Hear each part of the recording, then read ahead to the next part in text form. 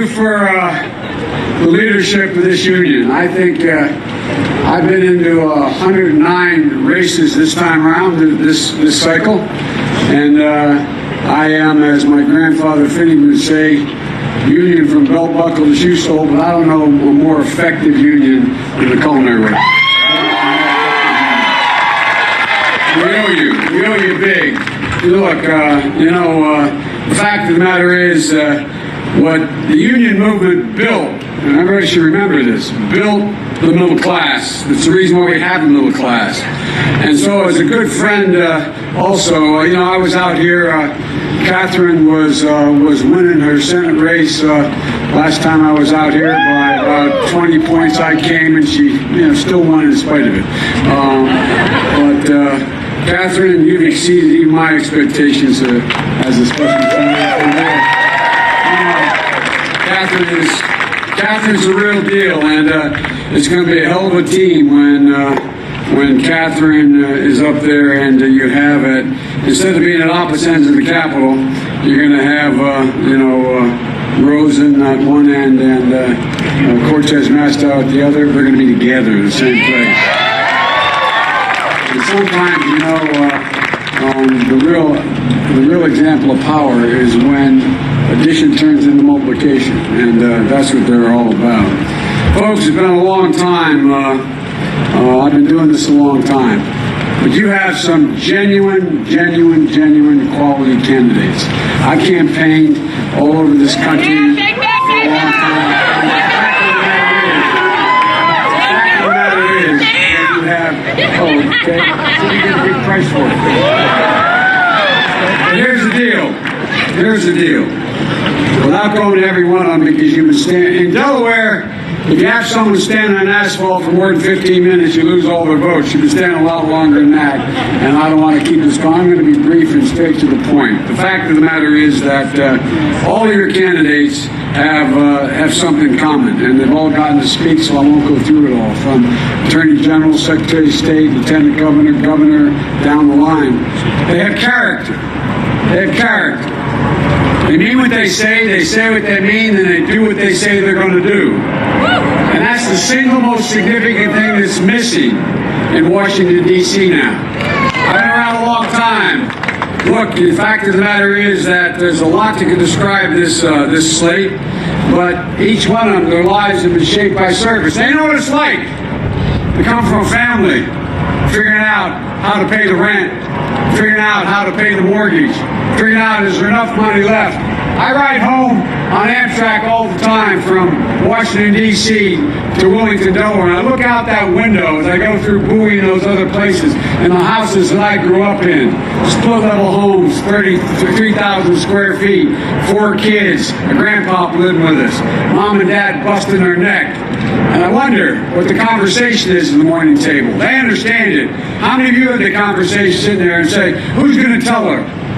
You tell her, I'll tell her. No, we have to tell her we don't have the money for her to go back to the community college.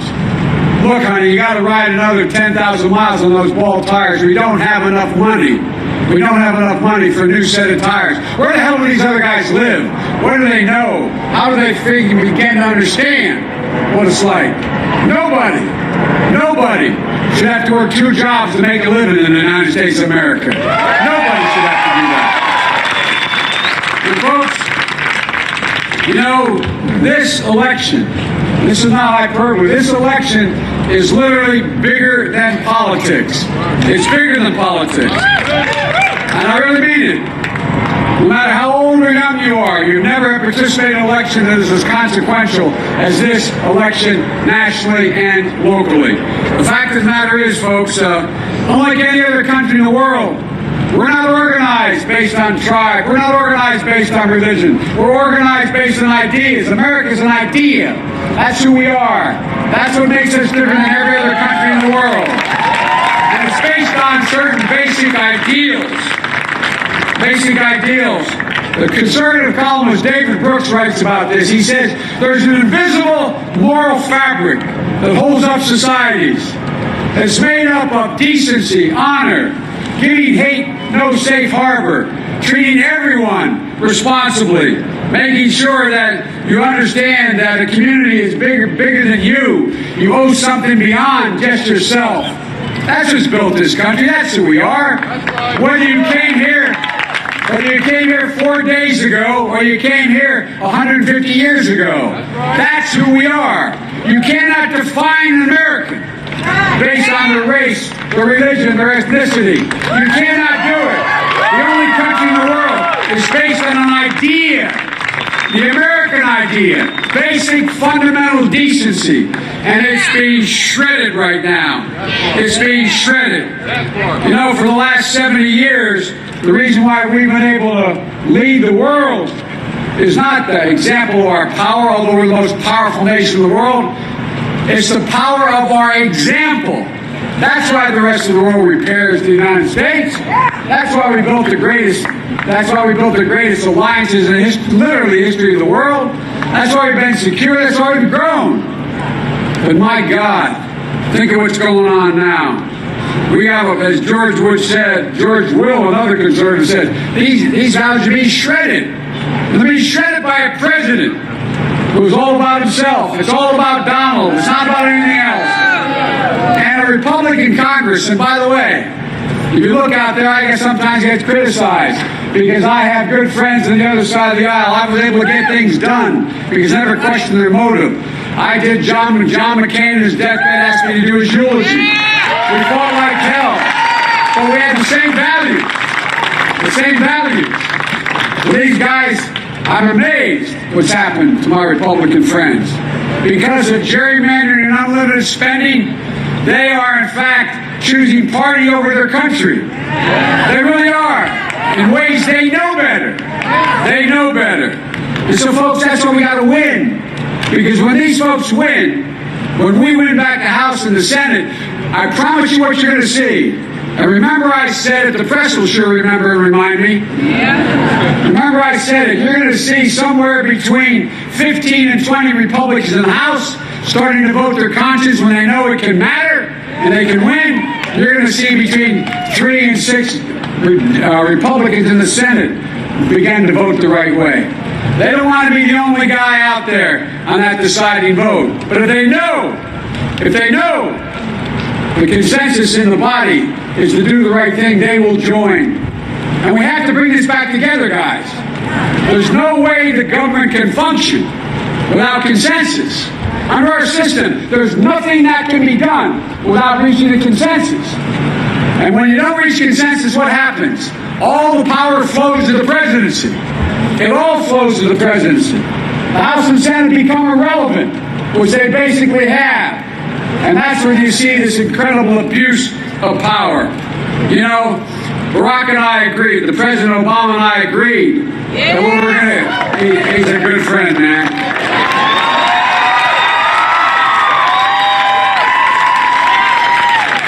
All these vice presidential historians are talking about he and I are closer than any two folks that have been vice president or president ever have been in history. But I want to make it clear, all those memes, they're basically true. But he made the first friendship bracelet, not me. I want you to know that.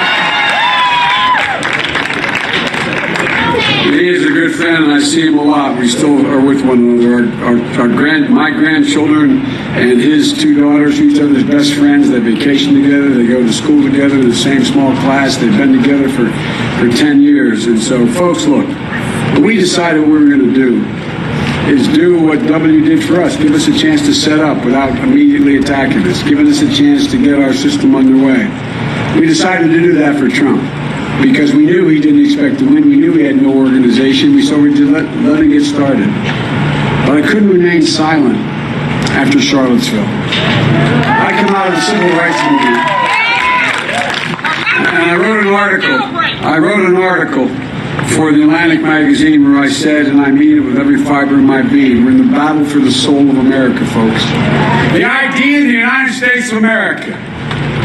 In 2018, 17, you'd see a group of people slunking out of fields with torches, chanting chanting the same exact anti-Semitic bile, the same exact bile that was chanted in the streets of Nuremberg in the 30s, carrying swastikas, accompanied by white supremacists, supported by David Dukes and the Ku Klux Klan, and then have other people oppose them, and the president and Bannon and the alt-right saying, well, there's good people in both groups. My God.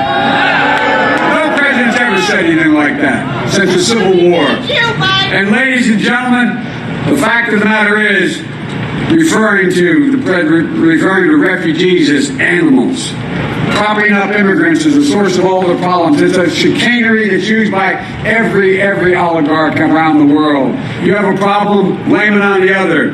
It's that immigrant, it's that black guy, it's that black woman, it's that minority. That's the reason for your problems.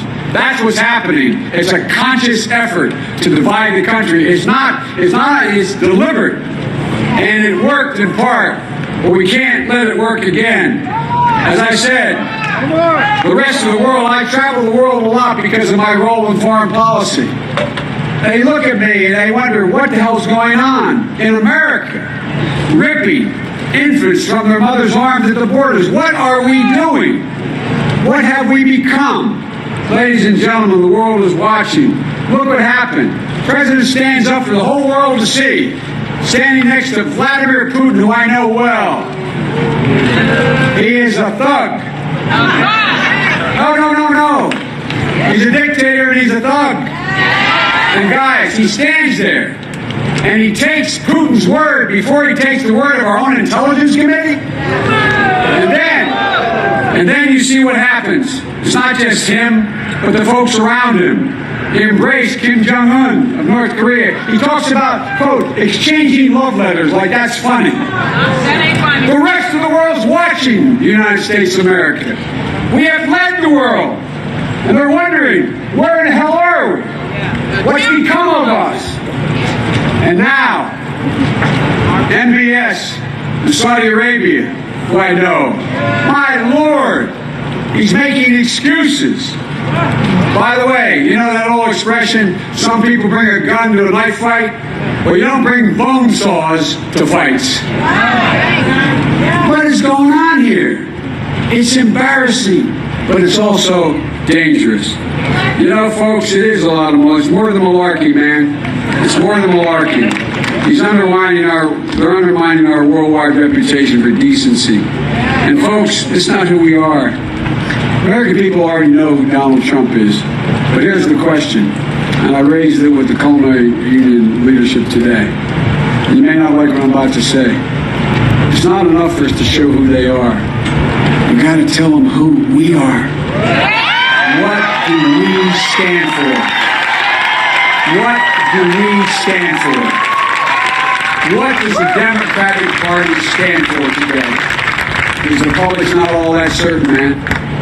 And it seems to me, it used to be, we had a basic bargain in America. The basic bargain said, and it lasted from the Depression through, Democrats and Republicans, said, you know, if you contribute to the welfare or well-being of an enterprise you work for, and they do well, you got to share in the benefits. That was the deal. Ladies and gentlemen, we're in a situation right now where between the end of World War II and 1973, productivity rose about 95%. Wages rose about 92%. From that period on, in 73 to today, productivity rose about 77%. And wages only grew 12%. Why? Folks, the fact of the matter is, this is the bargain that built the middle class. And let me define for you, I have a lot of economists that work for me, first-rate economists, and they'll say middle class, and they'll say, well, that's $52,300 or $53,500. It's not a number, it's a value set.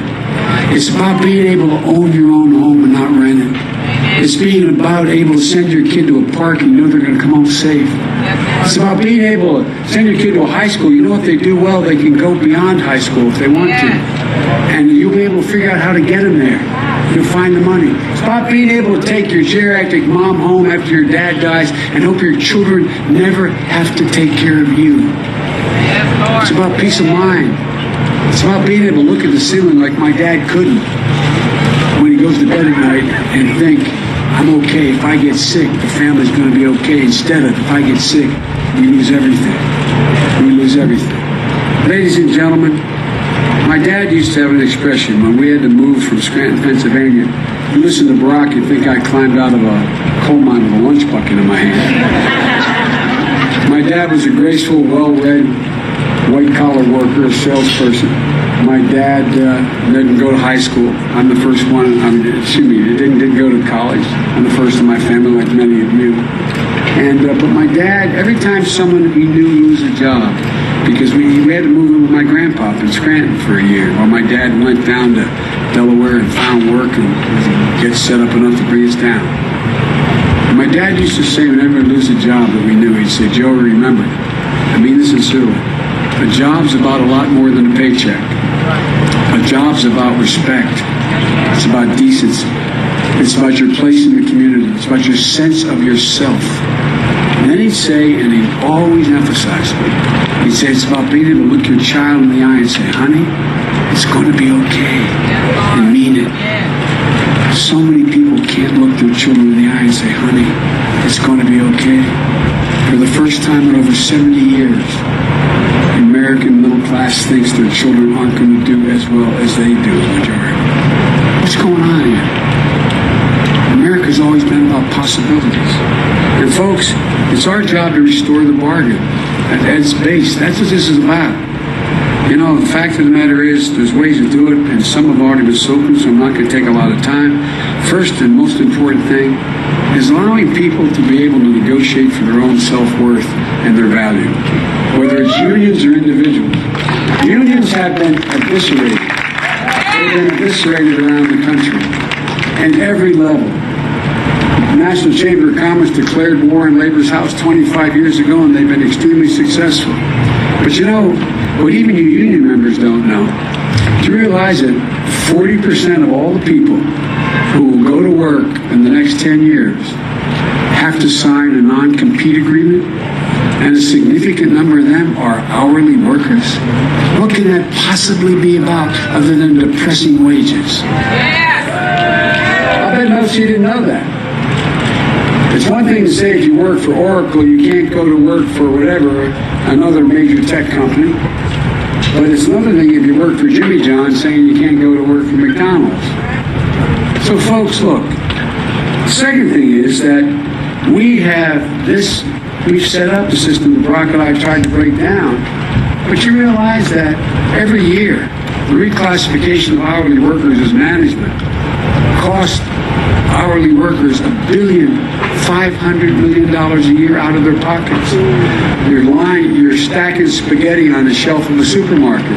The guy who runs the cart and brings spaghetti sauce up, you say, you direct him, you're a manager, so therefore you don't get overtime pay. They've used every trick in the book to make sure that we can't even bargain individually for our own net worth. And folks, the fact of the matter is, the second thing you all know, and I'll not take a lot of time on it, is there's no possibility of staying and getting the middle class and staying in it without better education than we have. The President of the United States asked me to do a study. When if you ever watch the State of the Union, he loved turning and saying, Joe's going to do such and such. He'd never tell me what the hell he was going to have me do before he did it. I always thought it was really funny. Joe's going to handle the $87 billion recovery program, which I was happy to do because he gave me presidential power. Joe's going to do the moonshot. Well, one year, remember, he said Joe's going to do a study on jobs in the future. 6 out of 10 jobs right now requires something beyond a high school degree to get a job, whether it's a certificate or whether it's a community college or a 4-year degree.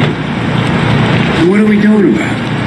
Folks, preschool and kindergarten, from the neighborhoods around this city and in my hometown, if you come from a neighborhood where you are the working poor or working, and you come from a neighborhood that I now live in, which I didn't live in before, the kid coming out of my neighborhood will have heard well over 1 million more words spoken than the kid coming out of the other household.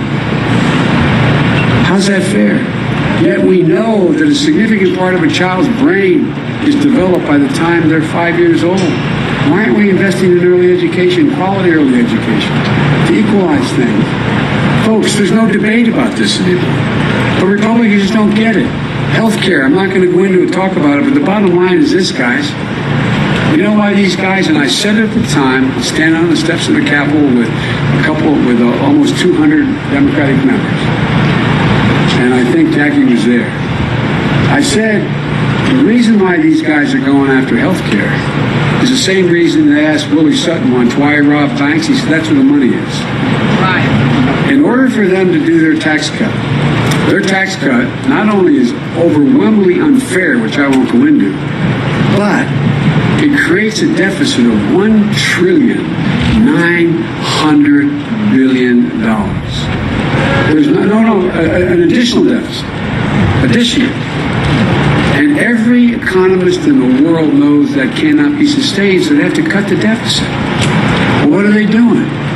Jackie can tell you the head of the Republican Budget Committee before they went out of session, into what they call a mark, using the jargon, proposed a proposal to cut $500, if I'm not mistaken, and $60 billion in Medicare. No, not a joke. And you saw what happened. You saw what happened with Mitch McConnell just said. We can't sustain the budget deficit. We have to go after Social Security. These guys, you guys paid for this. Every day. But what's happening now? Not a joke. Mark my words. If we do win back the House and the Senate, they are going to drastically cut Social Security. I'm not making it up.